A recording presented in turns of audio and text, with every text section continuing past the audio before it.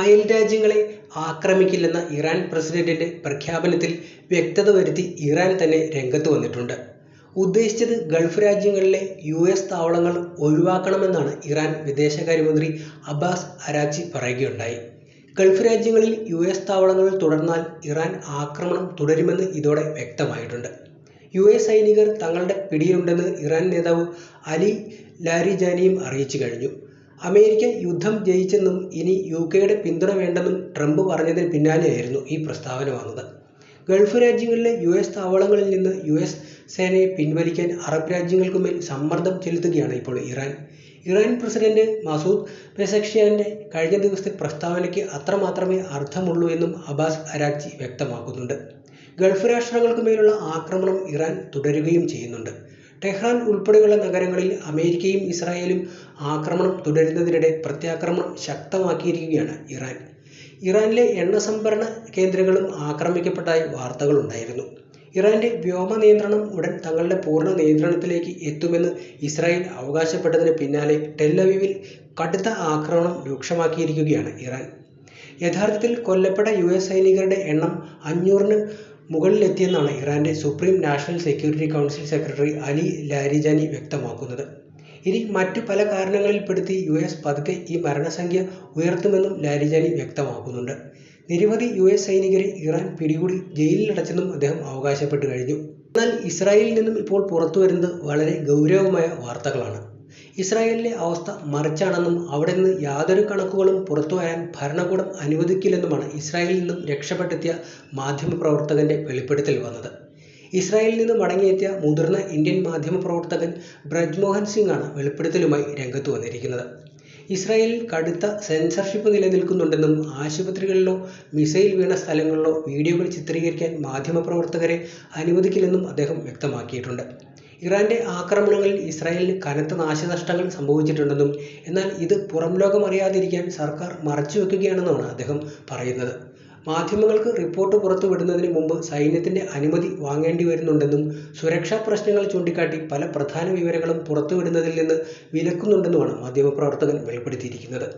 ബങ്കറുകളിൽ അഭയം പ്രാപിച്ചവർ പോലും ഇറാൻ ആക്രമണത്തിൽ കൊല്ലപ്പെട്ടിട്ടുണ്ടെന്നും അദ്ദേഹം വ്യക്തമാക്കിയിട്ടുണ്ട്. ഇസ്രായേലിന്റെ നൂതന സംവിധാനങ്ങൾ ഉണ്ടായിരുന്നിട്ട് പോലും പലപ്പോഴും സൈറണുകൾ മുഴങ്ങുന്നതിന് മുമ്പേ മിസൈലുകൾ ലക്ഷ്യസ്ഥാനത്ത് പതിക്കുന്നുണ്ടെന്നും ബ്രജ്മോഹൻ സിംഗ് വ്യക്തമാക്കി കഴിഞ്ഞു. അതിലൂടെ വെളിപ്പെടുന്നത് ഇസ്രായേലിന് കനത്ത നാശം സംഭവിച്ചിട്ടുണ്ടെങ്കിലും യാതൊരു വിവരങ്ങളും പുറത്തുവിടാതെ ജയിച്ചു എന്നുള്ള വാദം മാത്രമാണ് അവർ ഉന്നയിക്കുന്നത്. യുദ്ധഭൂമിയിലെ യഥാർത്ഥ അവസ്ഥ റിപ്പോർട്ട് ചെയ്യാൻ ശ്രമിക്കുന്ന മാധ്യമപ്രവർത്തകരെ ഇസ്രായേൽ ഭരണകൂടം കർശനമായി വിലക്കുകയാണ്. വസ്തുതകൾ ലോകത്തിന് മുന്നിലെത്താതിരിക്കാനുള്ള ബോധപൂർവമായ ശ്രമങ്ങളാണ് നടന്നുവരുന്നതെന്നുമാണ് ആരോപണം ഉയരുന്നത്.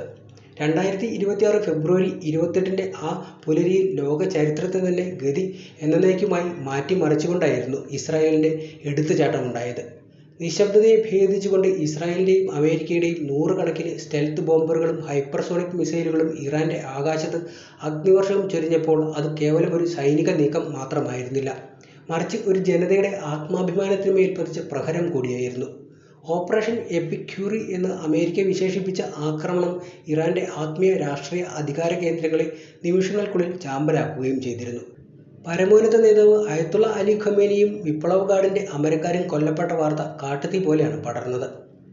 മാർച്ച് 5-ന് ഖും നഗരത്തിൽ നടന്ന ആ വിലാപയാത്ര ലോകം ഇതുവരെ കണ്ടിട്ടുള്ളതിൽ വെച്ച് ഏറ്റവും വലിയ ജനകീയ പ്രക്ഷോഭങ്ങളിലൊന്നായി രേഖപ്പെടുത്തിയിട്ടുണ്ട്. കറുത്ത വസ്ത്രമണിഞ്ഞ ലക്ഷക്കണക്കിന് മനുഷ്യർ തെരുവിലൂടെ ഒഴുകുമ്പോൾ വിങ്ങുന്ന നെഞ്ചുകളിൽ നിന്ന് ഉയർന്നത് വിലാപമല്ലായിരുന്നു, മറിച്ച് പ്രതികാരത്തിന്റെ സിംഹഗർജനങ്ങളായിരുന്നു.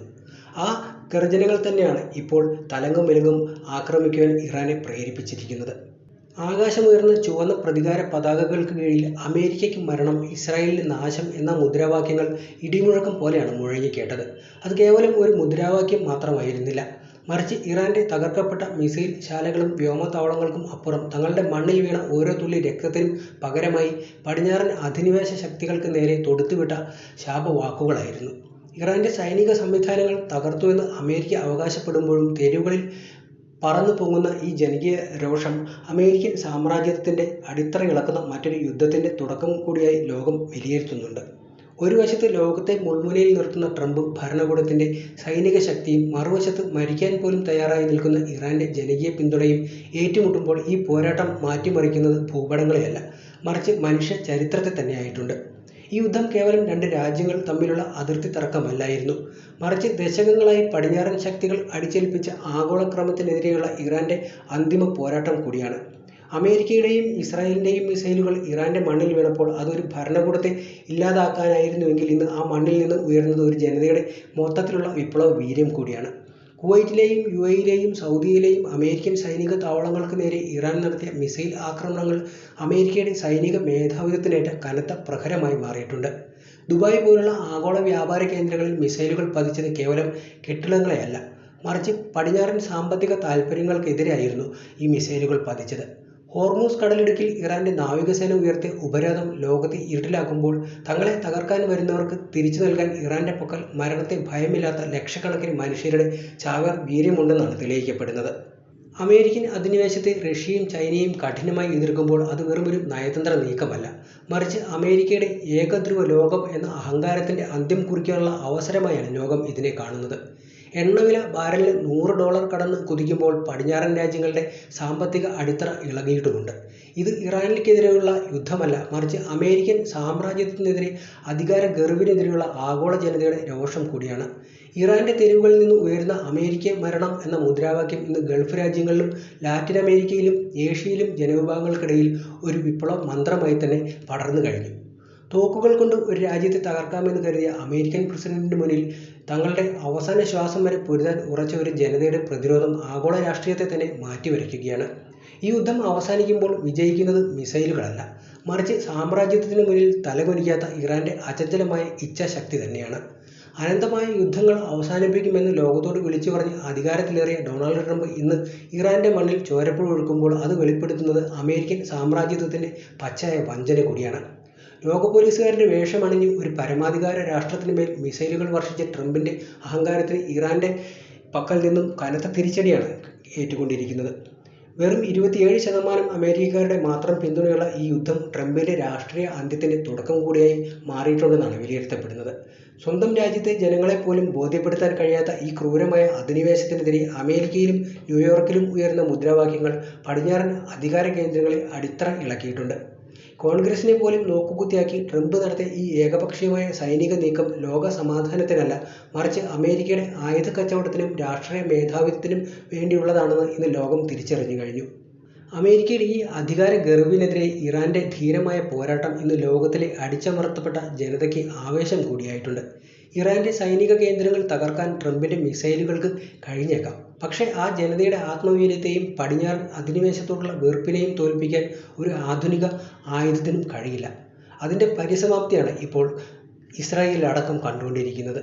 ഇറാന്റെ മണ്ണിൽ വീണ ഓരോ തുള്ളി രക്തത്തിനും അമേരിക്കൻ സാമ്രാജ്യത്തിന്റെ അന്ത്യം കുറിക്കാനുള്ള ഇന്ധനമായി മാറിയിട്ടുണ്ട്.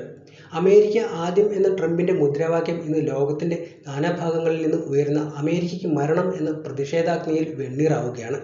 ഇത് തോക്കുകളും മിസൈലുകളും തമ്മിലുള്ള യുദ്ധമല്ല, മറിച്ച് അധിനിവേശത്തിന്റെ അന്ധകാരവും സ്വാതന്ത്ര്യത്തിനു വേണ്ടിയുള്ള ഇറാന്റെ പോരാട്ടവും തമ്മിലുള്ള ഉജ്ജ്വലമായ ഏറ്റുമുട്ടലാണ്.